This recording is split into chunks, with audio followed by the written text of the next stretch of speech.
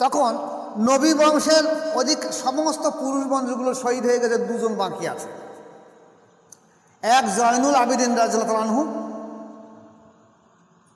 ওনার তখন পেটের রোগ এবং জ্বর রোগ, রুগ্ন অবস্থায় শুয়ে আছে চুপচাপ। কেউ বলছে পেটের রোগ, কেউ বলছে জ্বর, খুব অসুস্থ। আর একজন বেশি আছে, সে হলো হুসাইন রাদিয়াল্লাহু আনহু। তো হুসাইন রাদিয়াল্লাহু আনহু যখন লড়াইতে যাবে, ঘোড়ার পিঠে উঠবে, উঠতে গিয়ে ফিরে আসলেন, এসে জয়নুল আবেদনকে বললেন, বাবা জয়নুল, তুমি ওঠো, যদি তোমার অজুর প্রয়োজন পড়ে, পানি থাকে তো পানিতে অজু করো, আর পানি যদি না থাকে তাহলে তয়ম্মুম করো, কারণ এখানে পানির ব্যবস্থা নেই, যেহেতু ফোরাত বন্ধ, পানির জন্যই তো লড়াইটা হলো। তোমার তয়ম্মুম করে নাও, নিয়ে এসো আমার কাছে, আমি বায়াত করিয়ে দিয়ে দিচ্ছি। উপস্থিত তরিকাতে সালেকিন ও মাদ্রাসায়ে মাসুমিয়ার ছাত্ররা।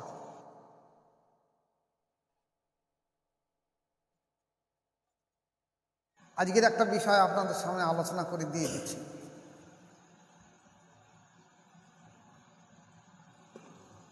আমাদের দেশে দেখা যায়, যারা মাদ্রাসায় থেকে পড়াশুনো করেছে, বিশেষ করে হাফেজ সাহেব, মাওলানা সাহেব, মুফতি সাহেব, কাজী সাহেব, বা কোনো মসজিদের ইমাম সাহেব, বা ওয়াইজিন, যে ব্যক্তি ওয়াজ করে বেড়ায়, একটু বিদ্যে অর্জন করার সঙ্গে সঙ্গে তারা এই কথা সমাজের সামনে প্রকাশ করে বেড়ায় যে আমাদের আবার বায়াতের কি প্রয়োজন আছে। আমরা কি কোরআন পড়িনি, আমরা কি কোরআন জানিনি, আমরা কি হাদিস জানিনি, আমরা কি তাফসীর পড়িনি, আমরা বায়াত। যারা মূর্খ মানুষ তারা বায়াত।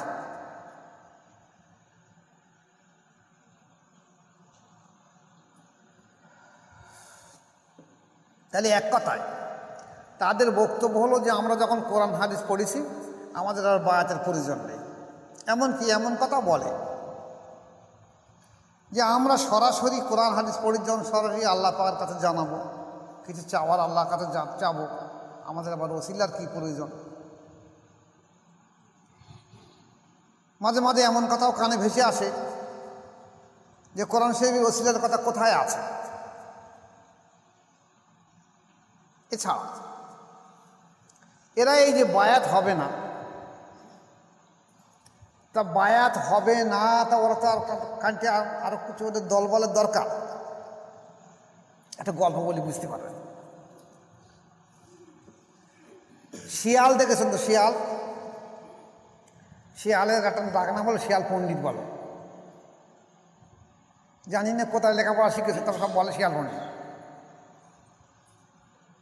তো শিয়াল নদী বা পুকুরের ধারে কাঁকড়া ধরে, কাঁকড়া খায়। তো খায় কি করে জানেন? ওই লেজটা ওই চালার মধ্যে দেবে, দিয়ে আর চালার উপরে বসে আর লেজটা আস্তে আস্তে ঘুরো। আর কাঁকড়া যদি থাকে তার গায়ে হিলবিল করে, খেতে মাছ ধর, যখন ধরলো আস্তে টেনে উঠতো, তুলে এবার মদাম করে আমিষ করে বসে বসে কাঁকড়া চিবিয়ে খাচ্ছে। এখন তার মধ্যে কিছু কিছু কাঁকড়া থাকে, সপ্তাহ উঠে আসে না। তারা বলে কি ব্যাপার, চালার উপরে কিছু একটা আসলো আর যেন হিলবিল মতন করলো, আর যে আঁকড়ে ধরলো আর সে উঠে গেল, সে আর ফেরে না, কি ব্যাপার। তো এইরকম করে কাঁকড়ার একটা বৈঠক ডেকেছে যে কি করা। সবাই বলে এক কাজ কর, ওই নাপিতির বাড়ি চ, একটা খুর চুরি করে আনে।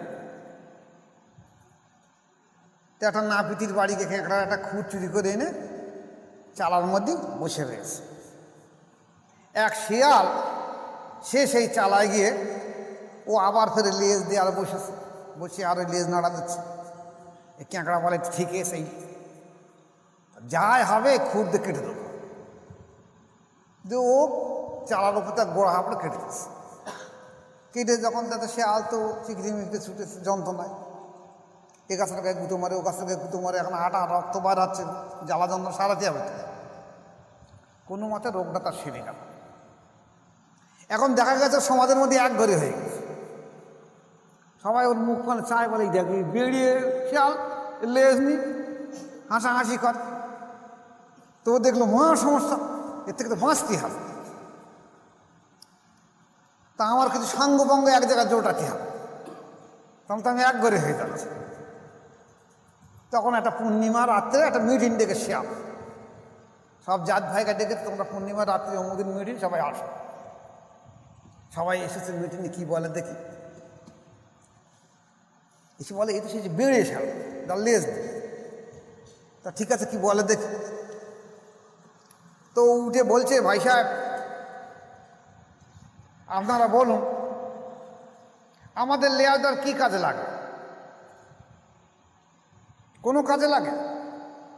বরঞ্চ আমরা যখন দৌড়ে যাই তখন লেজটা তো ভারী হয়, বোঝা, 1 কেজি ওজন হয়, দৌড়তে একটু কষ্ট হয়। তা আমি ওই বুঝে বুঝে বুঝে বুঝে আমার লেজটা কেটে দিয়েছি, দেখো।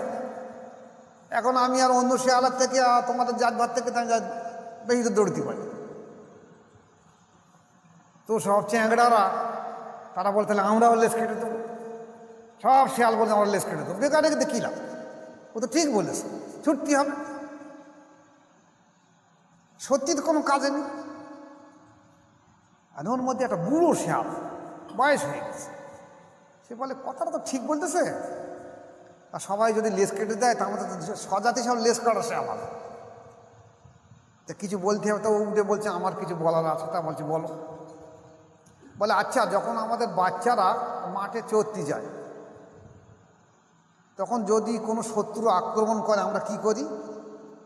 আমরা সামনের দুটো পা নিচেই ভর দে আর লেজটা উঁচু করে দিয়ে এরকম ঘোরাই যে তোরা এই আমি এখানে আজ চলে আয়। তো বাচ্চারা তখন সেই সিগন্যাল থেকে ছুটে চলে আসে। এটা সত্যি না মিথ্যে? সবাই বলে হ্যাঁ এটা সত্যি। বলা আচ্ছা ওটা গেল, তাহলে দেখা যাচ্ছে লেজ কাটা যাচ্ছে। এবার বলো দেখি, গায়ে যদি মশা মারে তখন কি হবে বলেন দেখি? মশা বসে কী দিয়ে মারবে? আমার তো লেজ দিয়ে ঝাপট করে ঝাপটা মারি। মাছি বসলি, ডাঙাস বসলি, তাহলে এইবার যদি আমার গায়ে মশা বসে, ডাঙাস বসে, মাছি বসে, তা আমি তাড়াবো কী করে? এখন সে চ্যাংড়া শেয়াল করা বলেছে, এই তো ঠিক কথা বলছে, লেজ কাটা একদম যাবে না। ধরো ও বদমাশি করে, ও কেটা লেজ কেটে দিয়েছে, আর ও বলে সব কটা লেজ কাটা, আমাদের লেজ কাটা যাচ্ছে। তা আমার এই মাওলানা ভাইগুলো, হাফেজকারী মাওলানা মুফতি, ওরা তো লেজ কাটা। ওরা চাচ্ছে যে আমারও একদল লেজ কাটার ললে আসুক। তাই সাধারণ মানুষকে বলে বোঝাচ্ছে। আর সাধারণ মানুষ তো বোঝে না। এমনকি এমন কথা বলছে যে যার মা বাপ বেঁচে রয়েছে তার আর বায়াতের দরকার নেই, সে আবার বিশের কাছে যাবে কেন? তার মা বাপ বেঁচে রয়েছে। বলছে তোমার মার পাততলা জান্নাত, বাপের পাততলা জান্নাত, তা পীর সাহেবকে তোমার জান্নাত দেবে? কাছে পীরের কাছে যেতে হবে। আবার কোনো কোনো মাওলানা মৌলবী সাধারণ মানুষকে বিভ্রান্ত করেন, বলছে দেখো মা বাপ যতদিন বেঁচে আছে ততদিন বায়াত হতে হবে, বায়াত হওয়ার দরকার। তা এই কথা শুনে শুনে শুনে শুনে আপামর জনসাধারণ ওরা ওই বলা আরম্ভ করেছে ওই শেয়ালের মতো, আমরা কেন বায়াত হবো কেন?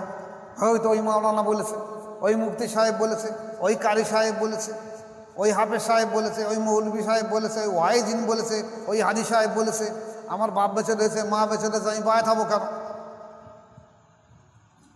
ফলে বায়াত তাদের কাছে একটা অ্যালার্জি বস্তু হয়ে গেছে টোটাল বিশ্বে। এই লেজ কাটার দল এত বেশি হয়ে গেছে যে টোটাল বিশ্বে অ্যালার্জি হয়ে গেছে বায়াত হওয়া। বায়াতের জন্য একটা অ্যালার্জি। এখন সত্যি কি বায়াতের প্রয়োজন নেই? তাহলে কোরআন কি বলছে, হাদিস কি বলছে?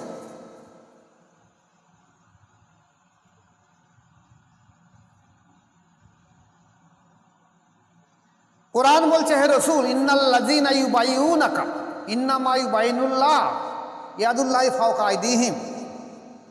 হে রাসূল, যারা তোমার হাতে হাত দিয়ে বায়াত গ্রহণ করেছে, আল্লাহ পাক বললেন তুমি বলে দাও এ হাত তোমার নয়, ও হাতটা তোমার নয়, ওটা আমার আল্লাহ পাকের কুদরতি হাত। ওটা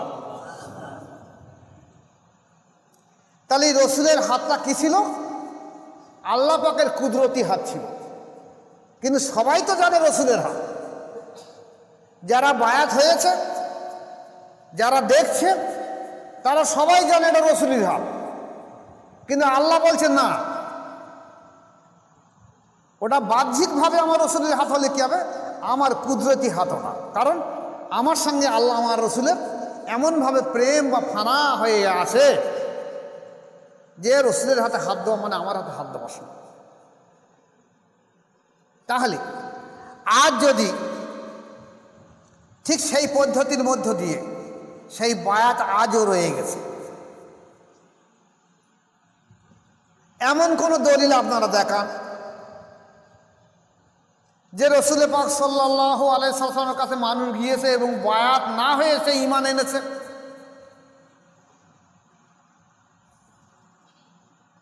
প্রথম অবস্থায় আল্লাহ রসুল কি বলতেন, দেখো তোমরা আমার ওপরে ঈমান আনো, আমি যে নবী এটা মেনে নাও। নিয়েছ? বলছে হ্যাঁ ওটা মেনে নিয়েছি। আপনি যে নবী, কোনো সন্দেহ নেই।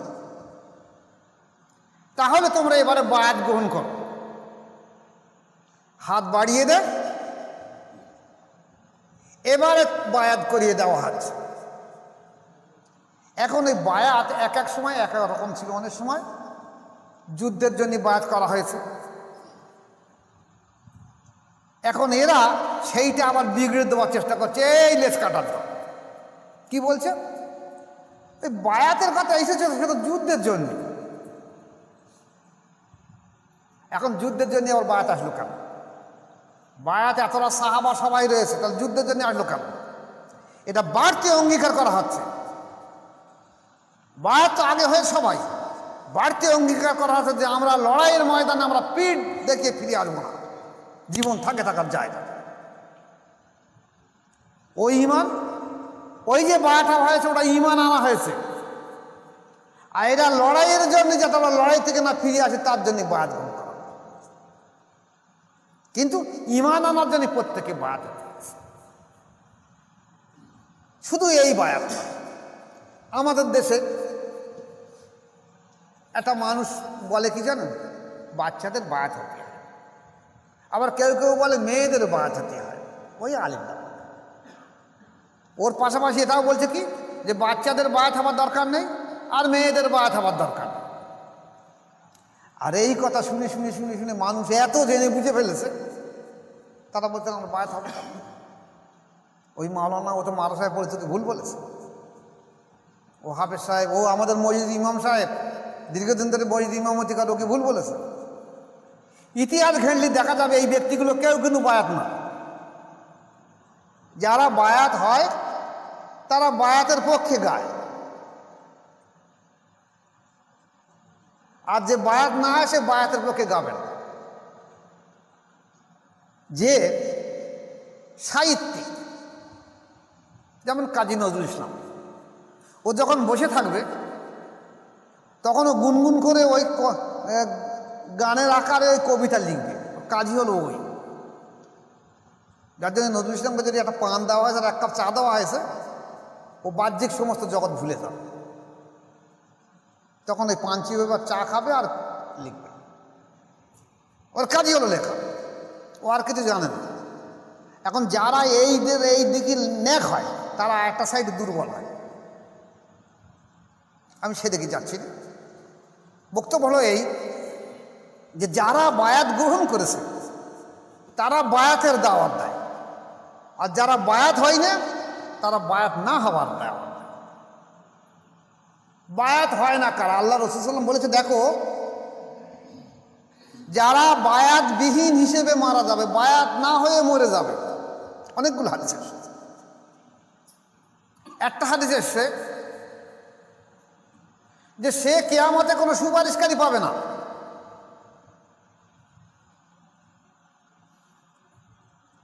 অন্য হাদিসে এসে সে জাহিলিয়াতের যুগে মরবে। জাহিলিয়াতের যুগে মানুষ যেমন মরত সেই রকম মরবে, ঈমান হারা হয়ে মরবে। তাহলে হুজুর পাক সাল্লাল্লাহু আলাইহি ওয়াসাল্লামের এই হাদিস সামনে থাকার পরেও আপনি কেন বায়াত গ্রহণ করছেন না? কেন উল্টো কথা বলছেন? কেন আপনি কি চেয়েছেন যে সবার আমার মতন লেস কাটা হয়ে যাক? আমি তো মরেছি। অথচ আল্লাহ রসুল সাল্লাল্লাহু আলাইহি ওয়াসাল্লামের জমানায় মহিলারা বায়াত গ্রহণ করত, প্রত্যেকটা পুরুষ বায়াত গ্রহণ করত, এমনকি বাচ্চারাও বায়াত গ্রহণ করত। মহিলাদের মধ্যে সারা তামাম বিশ্বের পুরুষ এবং স্ত্রী দুটো জাতি আছে। এই পুরুষ জাতির মধ্যে একটা দিক দিয়ে মেয়েরা বেশি অগ্রাধিকার পেয়ে আছে, মেয়েরা শ্রেষ্ঠ, নারীরা শ্রেষ্ঠ। কোন দিকে বলতে কি? সেটা হলো সর্বপ্রথম রাসূলুল্লাহ সাল্লাল্লাহু আলাইহি ওয়াসাল্লামের কাছে একজন নারী বায়াত হয়েছিলেন, সে হলো মা খাদিজা রাদিয়াল্লাহু তাআলা আনহা। এই জন্য নারীরা বুক থেকে বলতে পারে যে পুরুষ তুমি যতই শ্রেষ্ঠ হও না কেন, আমরা কিন্তু আগে রাসূলের কাছে ঈমান এনেছি, আমার স্বজাতির আগে ঈমান এনেছে, এই জন্য ওর সর্বশ্রেষ্ঠ। তাহলে নারীরা যে বায়াত হওয়া জ্বলন্ত প্রমাণ এই রয়ে গেছে।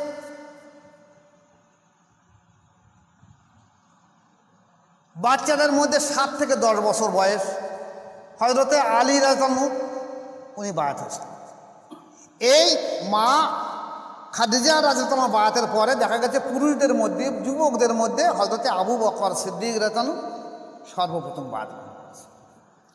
আবু বকর সিদ্দিকের সঙ্গে আল্লাহ রাসূলের বয়স 1 বছরের পার্থক্য, 1 বছরের পার্থক্য। তাহলে সমপর্যায়ভুক্ত বয়স, সমপর্যায়ভুক্ত মানুষ, একটা মানুষকে নবী বলে মেনে নেওয়া অত সহজ কথা নয়। কিন্তু একসঙ্গে একই পর্যায়ে বয়স, একই জায়গায় বাড়ি, একই সঙ্গে মেলামেশা করেছি, একই সঙ্গে সব করেছি, এখন তাকে নবী বলে মেনে নেওয়া চারদিকনি কথা হয়। কিন্তু আবু বকর সিদ্দিকের উপরে বহু হাল অবস্থা এসেছে, নবী তিনি সব কিছু দেখে মেনে নিয়েছেন। তাহলে বয়স্ক মানুষদের মধ্যে সর্বপ্রথম ঈমান এনেছে হযরতে আবু বকর সিদ্দিক। তেমন বাচ্চাদের মধ্যে সর্বপ্রথম ঈমান এনেছে হযরতে আলী রাদিয়াল্লাহু তাআলা আনহু। কেউ বলছেন 7 বছর বয়স, কেউ বলছেন 10 বছর বয়স। এখন এই বায়াত হবার জন্যে আমাদের দেশে অনেকে আছে, যুবক ছেলে বায়াত হতে গেলে বলে আমি ঠিক আছে, আমি আমার মার মুখে জিজ্ঞেস করে দেখি, আমার বাপের মুখে জিজ্ঞেস করে দেখি। কারণ বাপ হয়তো পশ্চিম মুখ হয় না, নামাজ পড়ে না, বাপ কি বল, যে বাপ বায়াত সম্পর্কে জানো সে কি বলবে?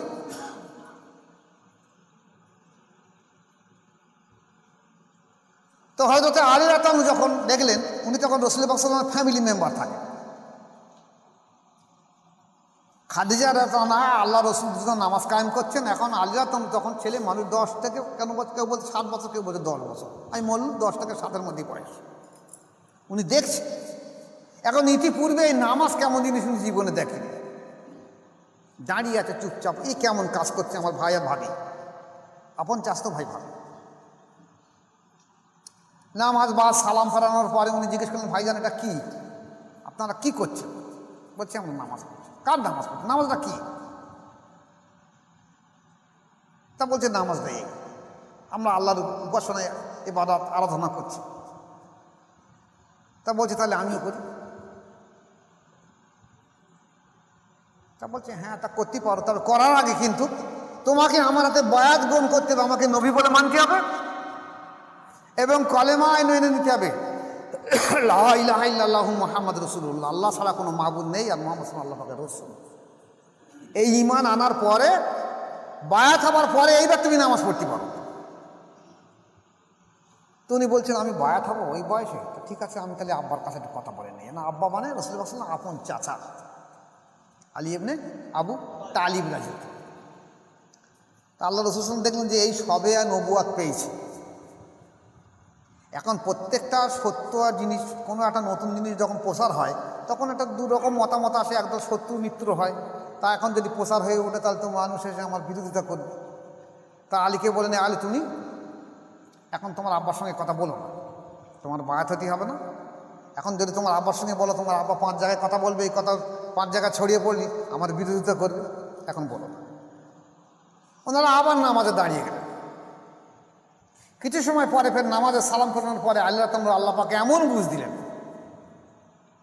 উনি বললেন ভাইজান আপনি আমাকে বায়াত করে দেন, আমি আপনাদের সঙ্গে নামাজ কায়েম করব। তা বলছে আব্বার সঙ্গে বলি, বল না আব্বার সঙ্গে বলি। তো বায়াত গ্রহণ করলো। তাহলে আসলো সর্বপ্রথম একজন নারী বায়াত গ্রহণ করলো, একটা বয়স্ক পুরুষ বায়াত গ্রহণ করলো, আর বাচ্চাদের মধ্যে আল্লাহতানু বায়াত। এখন আল্লাহতানু বায়াত হওয়ার আগে যে বলেছিল আমরা আব্বার সঙ্গে কথা বলবো, কিন্তু উনি আব্বার সঙ্গে পরামর্শ করেন। এই থেকে প্রমাণ হয় যে যুবক ছেলেদের বায়াতের জন্য বাপ মার পরামর্শ নেওয়ার প্রয়োজন নেই, সে তার স্বাধীনভাবে বায়াত হতে পারে। এখন আমাদের দেশের মানুষ বলে কি, যেমন আগে আমাদের দেশে 4টে তরিকা রয়েছে, কাদেরিয়া, চিশতিয়া, নকশবন্দিয়া, মোজাদ্দেদিয়া। এখন এই কাদেরিয়া আর চিশতিয়া তরিকা, এই তরিকায় দেখা গেছে সর্বপ্রথম তাকে জিকির করতে হয়। ও তরিকার নফস হলো নাভি, এখানে এই নফসের প্রথমে নেসলা করতে হয়। এখন নফস হলো অন্ধকারপূর্ণ, আর কল, রু, শের, খফি, আখফা, এই আলোকপূর্ণ প্রত্যেকটা লতিফাটা রং আছে। আর নফস হলো অন্ধকারপূর্ণ, সে অন্ধকারে যদি কোনো মানুষ যায় তার গাড্ডায় পড়তে পারে।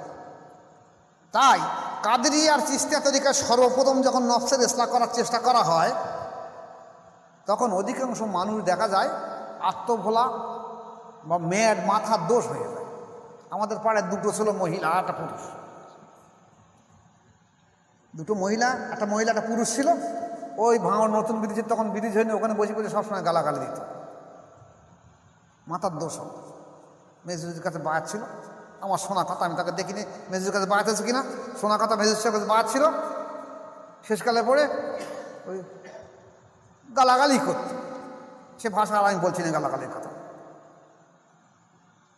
তাহলে কাদেরিয়া আর চিশতিয়া তরিকায় এই যে নফসের প্রথম ইসলাহ করার জন্যে দেখা যাচ্ছে অনেক মানুষের মাথার দোষ হতো। এইটা আমাদের দেশের মা বোনদের মধ্যে একটা ধারণা রয়েছে, আর আলেম ওলামা মৌলবীদের মধ্যে একটা ধারণা রয়েছে।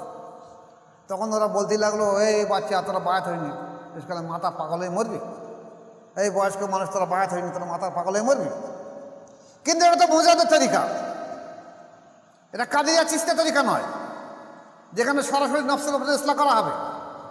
এরা আগে নকশবন্দি বা মোজাদের তরিকা প্রথমে কলবের জিন্দা করা হবে, কলবের একটা আলো আছে, তারপর রুহের একটা আলো আছে, তারপর শেরের একটা আলো আছে, তারপর খপির একটা আলো আছে, তারপর আঁকপা একটা আলো আছে।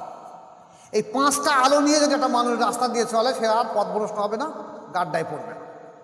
কিন্তু কাদেরিয়া চিশতিয়া তরিকা যখন সে প্রথম নফসের উপরে প্রেশার দেবে, নফস অন্ধকারপূর্ণ, অধিকাংশ গাড্ডায় পড়ে যেতে পারে।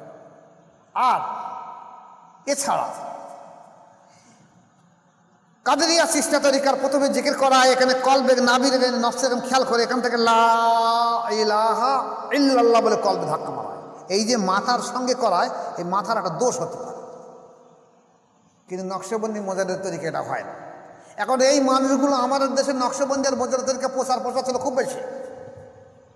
তা যতগুলো পাগল হয়ে সব নকশবন্দি মোজাদের তরিকা, এই কাদেরিয়া চিশতিয়া তরিকা। আমাদের দেশে আগে ছিল কাদেরিয়া চিশতিয়া তরিকা, নকশবন্দি মোজাদ না, কাদেরিয়া চিশতিয়া তরিকা। তা যতগুলো ম্যাড হয়ে তরিকা করতে গিয়ে সব ওই কাদেরিয়া চিশতিয়া তরিকা হয়েছে। আর মানুষের মধ্যে সেই বদ্ধমূল ধারণা রয়েছে, এরাও যদি বায়াত হয় হয়তো পাগল হতে পারে, তার ঠিক। ফলে এখন অনেক জায়গায় বলে বায়াত হয়েছে, মরেছে, পাগল হয়ে যাবে না। নকশবন্দি মোজাদের তরিকা জীবনে কাউ বায়াত হবে না, কারণ মস্তিষ্কের সঙ্গে সম্পর্ক নেই আমাদের তরিকায়। যে নফসের সঙ্গে সম্পর্ক রয়েছে কল নয়, নফসের কপাল, মাথার কোনো সম্পর্ক নেই। আরও তরিকার সঙ্গে কাদেরিয়া চিশতিয়া তরিকার একদম সম্পর্ক রয়েছে, যাতে মাথার তালু থেকে কলবে ধাক্কা মারা হবে। ফলে এখানে মাথার দোষ হতে পারে, আর হয়ও দেখেছি অনেকে আত্মভোলা হইতে। এছাড়া কাদেরিয়া আর চিশতিয়া তরিকার অধিকাংশ মানুষ ফানার মোকামে গিয়ে আটকে যায়।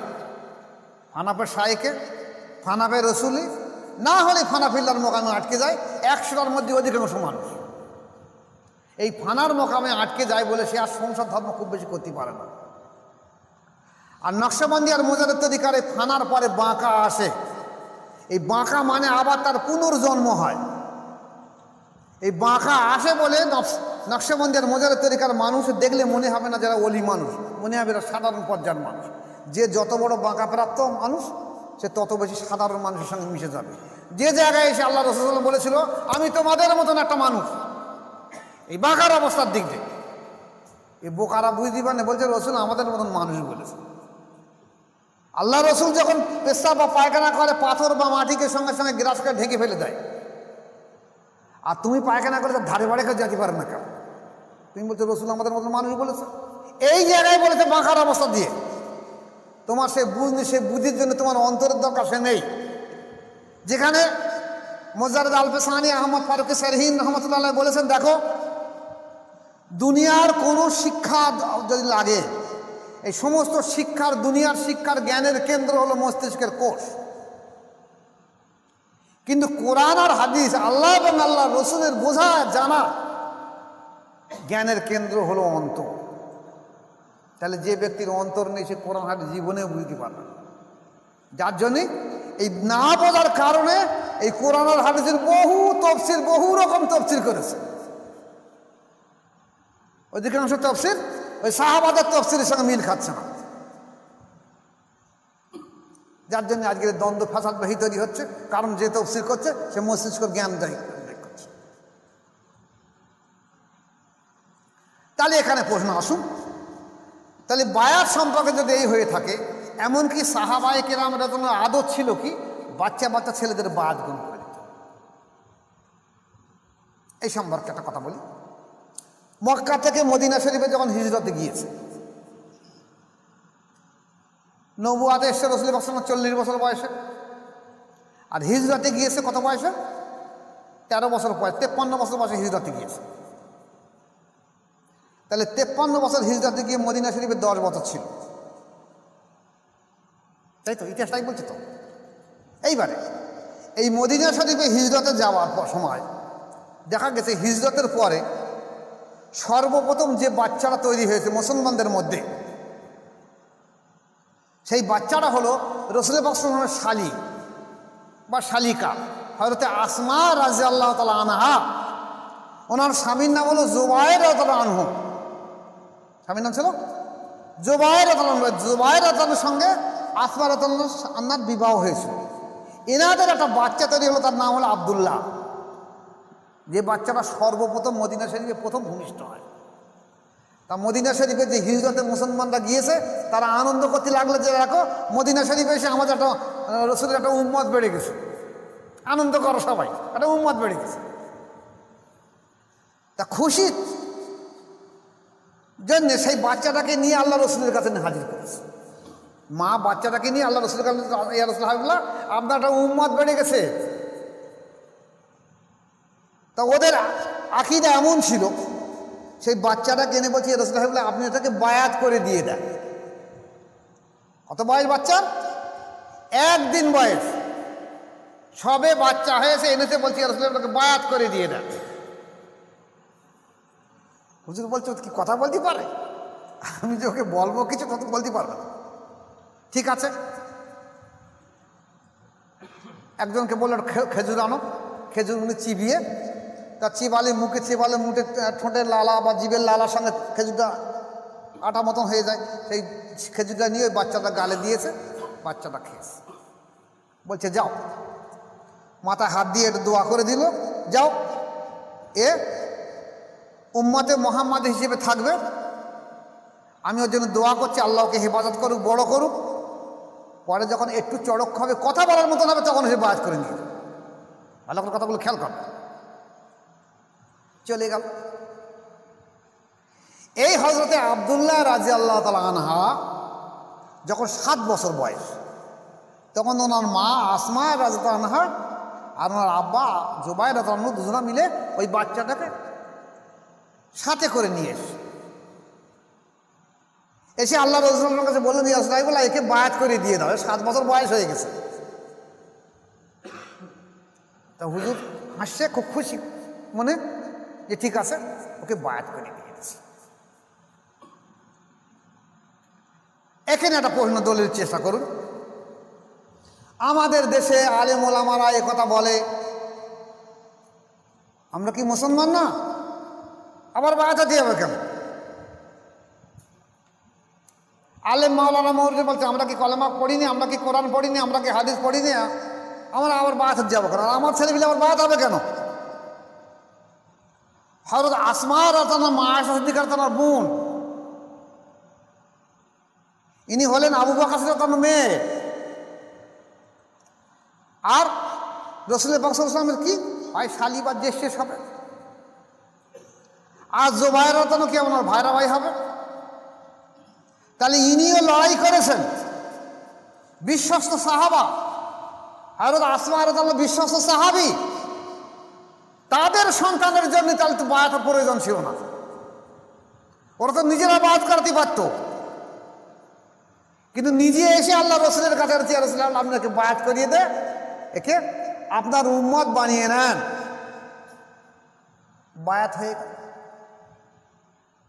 তাহলে আজকে আমরা যেটা বলি যে আমাদের বাচ্চা ছেলে মানুষ 7 বছর বয়স, 8 বছর বয়স, 10 বছর বয়স বায়াত হতেই হবে না, এ দলিল তো টেক খাবে না। দ্বিতীয় জিনিস হলো যে আমি মাওলানা, আমার ছেলে আবার বায়াত হবে কেন? এ দলিল টেক খাবে না। তুমি মাওলানাটা কি হয়েছে? তোমার থেকে তো একজন সাহাবা,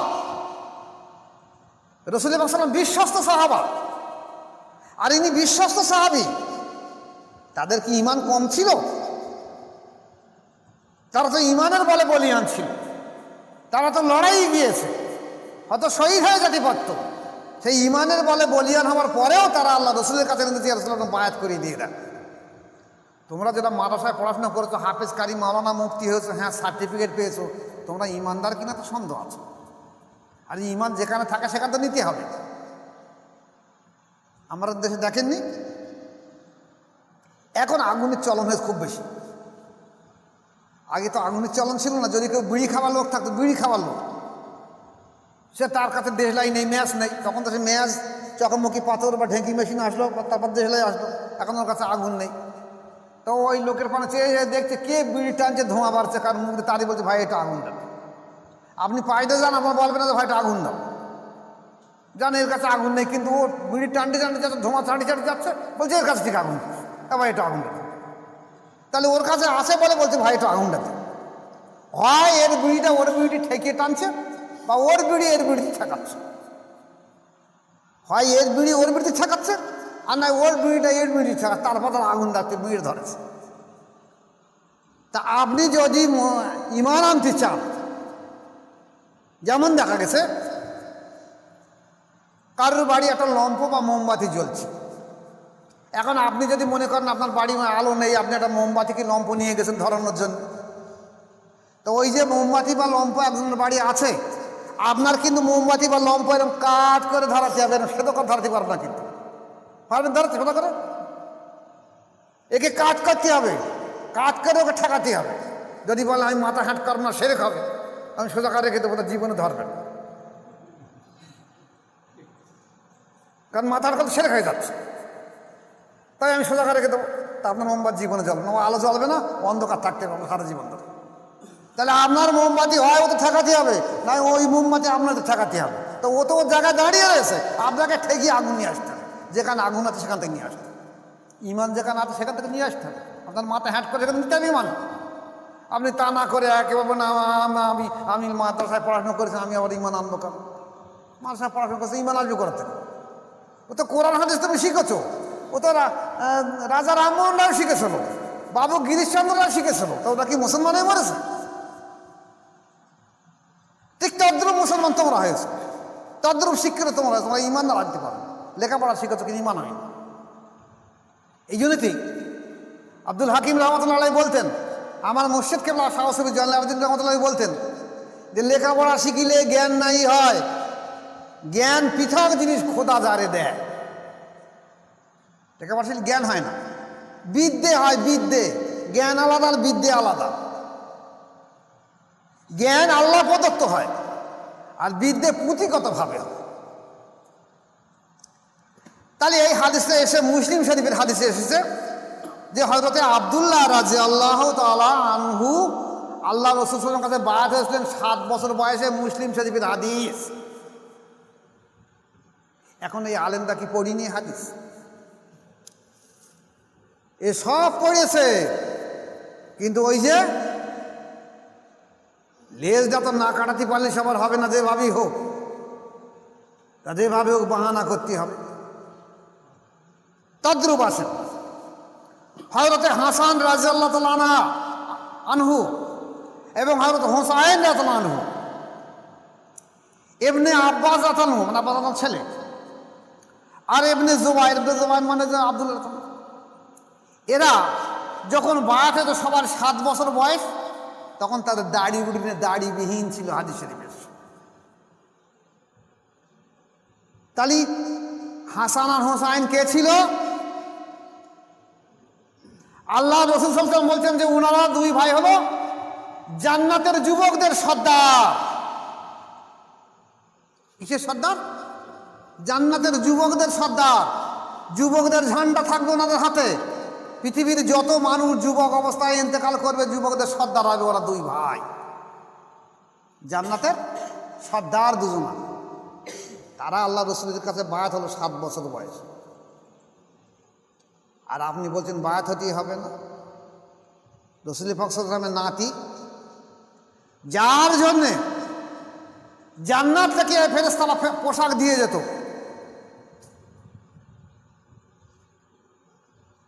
যার জন্য জান্নাত থেকে ফেরেশতারা পোশাক দিয়ে যেত, যাদের দোলনায় ঘুম পাড়ানোর জন্য ফেরেশতারা এসে দোলনা নাড়া দিত, যাদের খানার জন্য জান্নাতের খানা পাঠিয়ে দেওয়া হতো,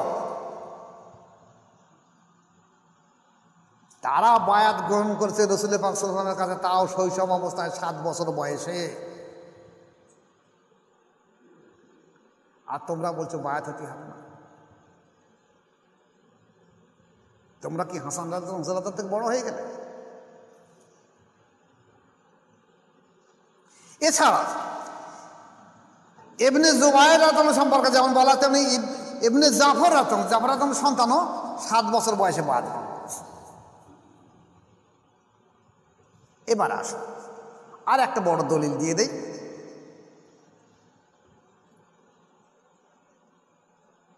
যেদিনই কারবালা ঘটে, 10ই মুহররম আশুরার দিনে,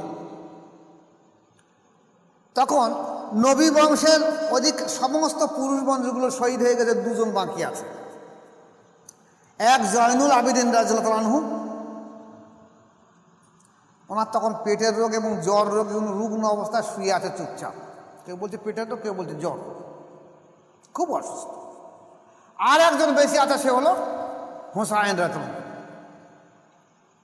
তো হুসাইন রাদিয়াল্লাহু যখন লড়াইতে যাবে, ঘোড়ার পিঠে উঠবে, উঠতে গিয়ে ফিরে আসলেন,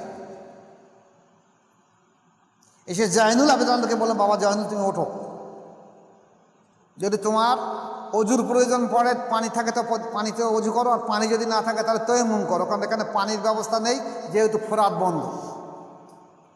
পানির জন্যই তো লড়াইটা হলো, তোমার তয়ম্মুম করে নাও, নিয়ে এসো আমার কাছে, আমি বায়াত করিয়ে দিয়ে দিচ্ছি। কত বছর বয়স? অধিকাংশ হাদিস বিশারদ বলছে 15 বছর। তারপরে পিছিয়ে এসে সব 10, 12, 13, 14, 15 উপরে কেউ যায়নি। এই 15 বছর বয়স ওনাকে বায়াত করিয়ে দেওয়া হয়েছে। কিন্তু দেখলি মনে তখন ছেলে মানুষ, কারণ ওনার তখন এত শরীর অসুস্থ রোগী। বায়াতের পরে বলে দিলেন যে বাবা জয়নুল রাদিয়াল্লাহু আনহু, তুমি শুনে রেখে দাও, তোমার এই বায়াতের মাধ্যম দিয়ে তোমার নানার দিন আবার জিন্দা থাকবে। আমি তোমাকে সেই দায়িত্ব দিয়ে যাচ্ছি। আমার আব্বার মাধ্যম দিয়ে, যে আমার নানার মাধ্যম দিয়ে আমার আব্বার কাছ থেকে এসেছে, আমার আব্বার মাধ্যমে আমাকে বায়াতের অনুমতি এসছে, আমি তোমাকে বায়াতের দায়িত্ব দিয়ে যাচ্ছি। তোমার মাধ্যমে আবার আমার নানার দিন জিন্দা হবে বায়াতের মাধ্যম দিয়ে। এবং তুমি বলে দিয়ে দেবে, আমার নানার যা সাহাবি ছিল, যারা পর্যায়ক্রমে আবু বকর, উমর, উসমান আল্লাহ তোমার কাছে বায়াত গ্রহণ করেছে, তারপরে হাসান রাদিয়াল্লাহু কাছে বায়াত করেছে, আমার কাছে বায়াত গ্রহণ করেছে, যারা জীবিত আছে তাদেরকে বলবে তারা যেন সবাই তোমার কাছে বায়াত গ্রহণ করে। আবার কত বছর বয়স? বেশি 15 বছর বয়স। কাদেরকে বায়াত করতে বলা হয়েছে? সাহাবায়ে কিরামদের যারা জীবিত ছিল। যারা তাবিঈন ছিল, যারা সেই সময় বড় বড় মুহাদ্দিস ফোকা, যারা আল্লাহ রসুলের বিশ্বস্ত সাহাবা মুহাদ্দিস ফোকা, তারা কি করছে? এখানে বায়াত গ্রহণ করছে। উদ্দেশ্যটা কি? বায়াতের মাধ্যম দিয়ে দিন জিন্দা করা। সেই বায়াত তোমরা অস্বীকার করেছো তোমরা। তাহলে তো হোসেন রাজান বলতে পারতো, বাবা জয়নুল তুমি একটু লোক করে দিও, সব যেন সবাই যেন কোরআন পড়ে আর হাদিস পড়ে আর মাদ্রাসা তৈরি করে দিও, আর এইভাবে দিন টিকে থাকবে। কেন এই গুরু দায়িত্ব তোমার ঘরে চাপিয়ে দিয়ে গেলে? তাহলে কি তার থেকে তোমাদের শিক্ষা নেওয়ার কিছু নেই? কি লেখাপড়া শিখেছো তোমরা? আজ হুজুর পাক সাল্লাল্লাহু আলাইহি ওয়াসাল্লাম আমাদের কাছ থেকে পর্দা নেছে, দীর্ঘদিন অতিবাহিত হয়ে গেছে, বরঞ্চ রিসালাত অনুযায়ী আরো দিন জিন্দা হবার কথা ছিল, কিন্তু না, ঈমান কমে যাবে, যতদিন যাবে ওই সম্প্রদায়ের মানুষ বেশি হয়ে যাবে। একটা নবী আসার পরে আর একটা নবী আসার এই মধ্যবর্তী অবস্থায় দেখা গেছে মানুষ কথারা হয়ে গেছে বলে আল্লাহ পাক আবার একটা নবী পাঠিয়ে দিয়েছে বা রসুল পাঠিয়ে দিয়েছে। রসুল পাক সাল্লাল্লাহু আলাইহি ওয়াসাল্লামের পরে, আমাদের নবীর পরে আর কোনো নবী বা রসুল আসবে না বলে নবীর রিসালাত বহন করার জন্যে নবী পাক সাল্লাল্লাহু আলাইহি ওয়াসাল্লামের নবুয়তের অংশ দিয়ে দায়িত্ব দেওয়া হয়েছে, বেলায়েতের অংশ দিয়েও দায়িত্ব দেওয়া হয়েছে, এবং নবুয়ত আর বেলায়েতের অংশ দিয়ে দায়িত্ব দেওয়া হয়েছে আমার রিসালাতকে কিয়ামত পর্যন্ত জিন্দা রেখে দেওয়ার জন্য। সেই রিসালাত টিকে আছে, কিন্তু যেহেতু নবী পাক সাল্লাল্লাহু আলাইহি ওয়াসাল্লামের পরে অনেক দূরবর্তী সময় হয়ে যাচ্ছে, তাই দেখা যাচ্ছে এই রিসালাত বা বেলায়েত দুর্বল হয়ে যাচ্ছে আর মানুষ ক্রমশ পথভ্রষ্ট গোমরাহী হয়ে যাচ্ছে বেশি বেশি। এর মাধ্যম দিয়ে আল্লাহ পাক আবার কোনো একজন ব্যক্তির মাধ্যম দিয়ে আবার দিনকে নতুন করে জিন্দা করে দিয়ে দেবে। এটা আল্লাহ পাকের ইচ্ছা। এখন তার নবী আসবে না।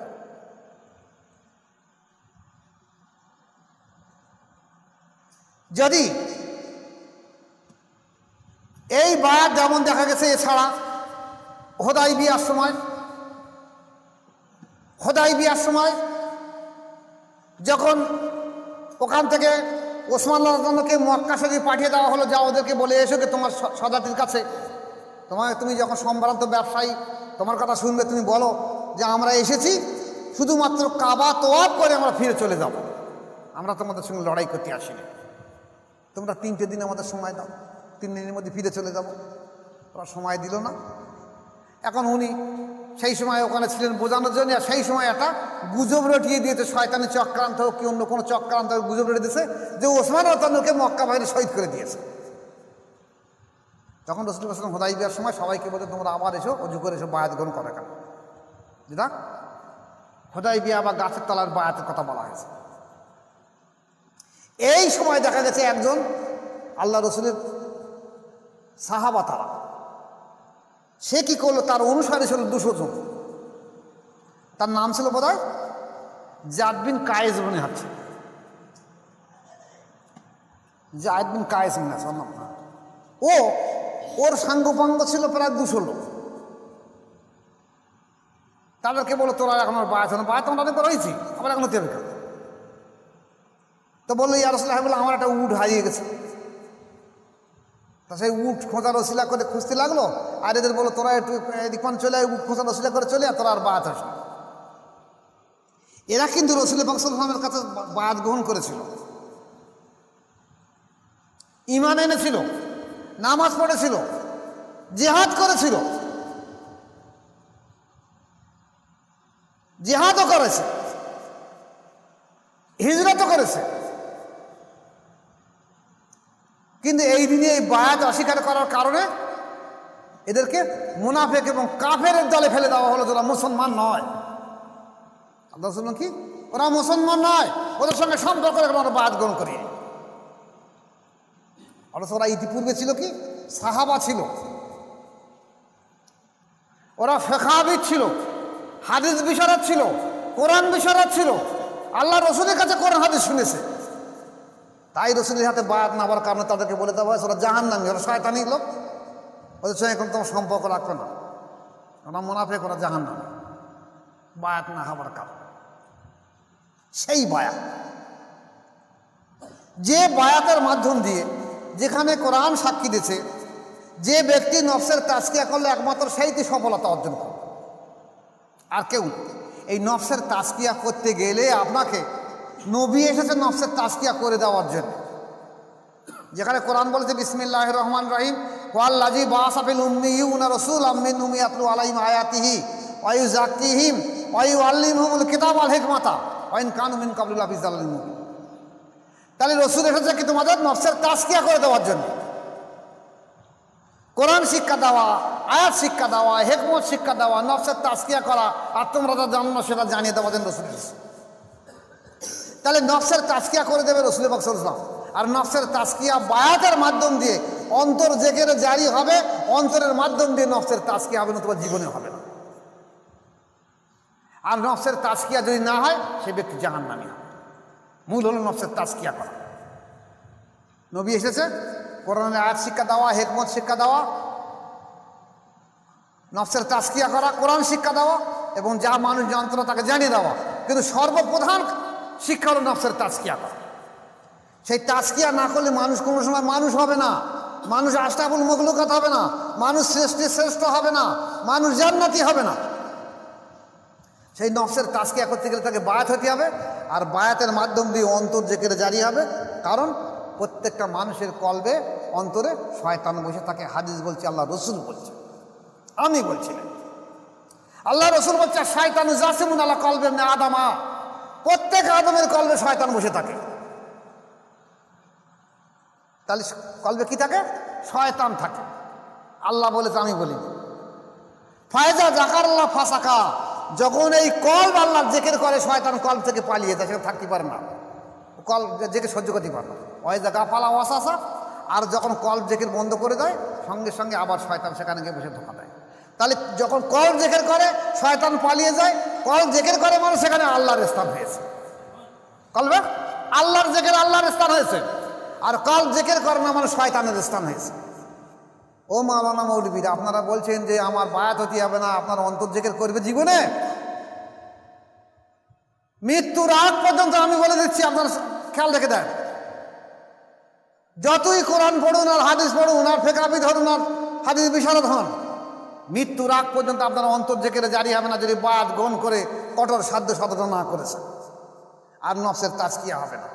তাহলে ওই অন্তরের মধ্যে শয়তান বসিয়ে রেখে দেয়। সারা জীবন নামাজ পড়তে হবে, রোজা করতে হবে, হজ করতে হবে, জাকাত দিতে হবে, দান সাদকা করতে হবে, মানুষের দাওয়াত দিতে হবে, সব ওই শয়তানি কাজ হবে। যাই করেন, কারণ আপনার অন্তরে শয়তান আছে। আপনি শয়তান না দাঁড়িয়ে কী করেন? আপনি নামাজে দাঁড়িয়ে বলছেন আউযু বিল্লাহি মিনাশ শাইতানির রাজিম, এ আল্লাহ আমি বিতাড়িত শয়তানের কাছ থেকে তোমার কাছে সাহায্য, তুমি আমাকে ইবাদত করে দাও। তোমার তো শয়তান নাই, আল্লাহ বলেন নাই, ওটা ঘাড়ি দাঁড়াইস না, দাঁড়াইস না।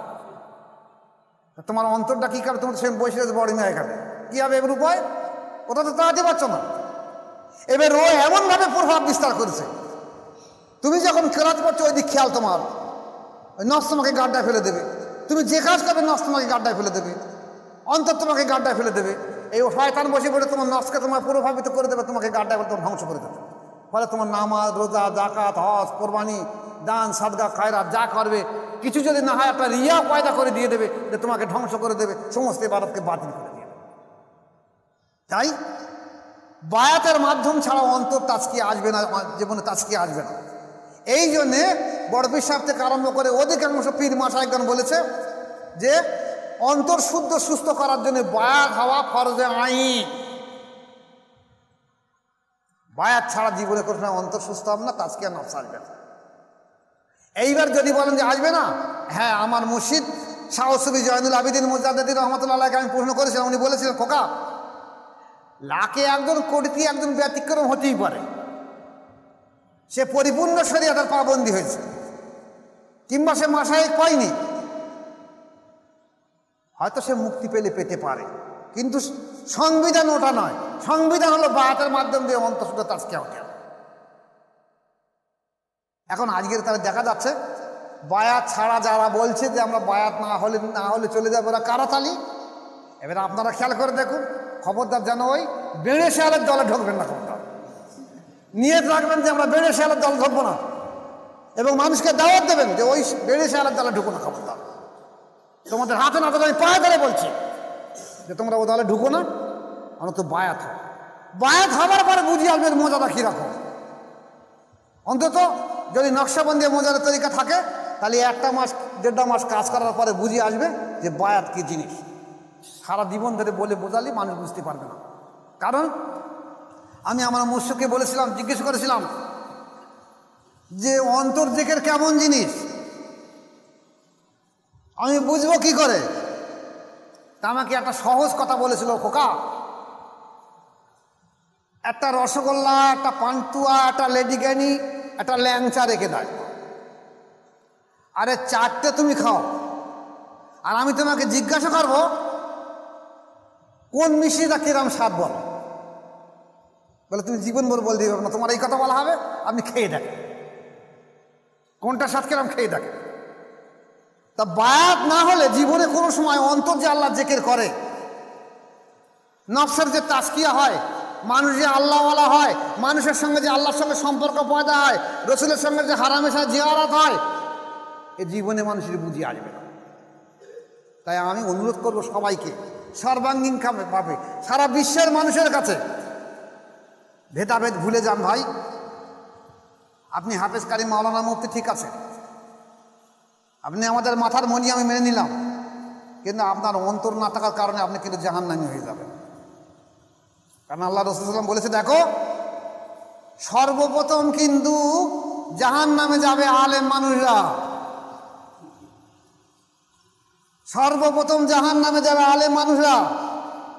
যদি তোমরা এখন সংশোধন না হও তাহলে কিন্তু তোমরা ওই জাহান্নামে সর্বপ্রথম কাঠ হবে, তারপরে বাকিগুলো যা যাবে সেখানে। আগে আমরা চুলোয় কাঠ দেই।